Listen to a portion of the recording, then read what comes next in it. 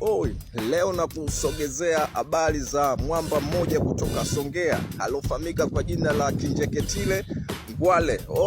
Alipigana vita vya Majimaji mwaka 1905 vikamalizika mwaka 1907. Aliwapiga mikwala wanafunzi wake na kuambia kwamba sitaki mtu yote yule aweze kurudi nyuma, kama mabwana wakija hata waje na silaha kiasi gani, sisi inabidi tusonge mbele. Ukipigwa risasi wewe sema maji. Wakaibuka vitani mwanangu, wakapigwa risasi sana, wanakuambia walikufa sana, walikatika, lakini miamba ikipigwa risasi nakwambia kwamba maji. Lakini mwamba ilikuwa ni noma sana na ushindi ulipatikana kwa kishindo, lakini yeye kama yeye aliwaambia maskari, tukishinda hii vita sisi ambao tutakuwa mashujaa dunia nzima, alafu tutajitwalia utukufu na sisi tutakuwa ni miamba. Kwa askari wa zamani waliweza kumwamini na kumweka kama ni kishindo. Yeah man.